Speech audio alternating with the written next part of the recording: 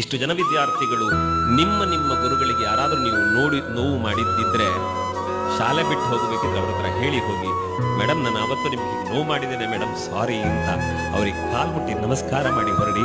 ಬದುಕು ಚೆನ್ನಾಗಿರುತ್ತದೆ. ಯಾಕೆ ಅಂದ್ರೆ ಒಬ್ಬಾಕೆ ಶಿಕ್ಷಕಿ ಮನೆಯಲ್ಲಿ ಮಗುವನ್ನು ಬಿಟ್ಟು ಬಂದಿರುತ್ತಾಳೆ. ಆ ಮಗುವಿಗೆ ಹುಷಾರಿಲ್ಲ ಅಂದ್ರೆ ವಾರಗಟ್ಲೆ ಮಗುವಿನ ಜೊತೆ ಇರ್ಲಿಕ್ಕೆ ಅವ್ರಿಗೆ ಪುರುಸೋತಿಲ್ಲ, ನನ್ನ ಮಕ್ಕಳಿಗೆ ಪಾಠ ಆಗಬೇಕು ಅಂತ ಓಡಿ ಬಂದಿರ್ತಾರೆ. ಮನೆ ಎಲ್ಲ ಕೆಲಸ ಪೂರೈಸಿ ಶಾಲೆಗೆ ಬರಬೇಕು, ಗಂಟೆ ಆಯ್ತು ಬಸ್ ಬರ್ತದೆ ಅನ್ನೋ ಕಾರಣಕ್ಕೆ ಹೊಟ್ಟೆ ಪೂರ್ತಿ ತಿನ್ನದೆ ಓಡಿ ಬಂದ ಶಿಕ್ಷಕಿಯರು ಇರ್ತಾರೆ.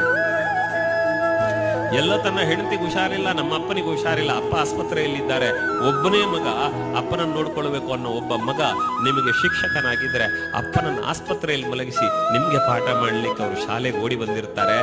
ನೆನಪಿರ್ಲಿ, ಈ ಎಲ್ಲ ಭಾವನೆಗಳಿಗೆ ನಾವು ಕೃತಜ್ಞರಾದಾಗ ಮಾತ್ರ ನಮ್ಮ ಬದುಕು ಪೂರ್ಣ ಆಗ್ತದೆ.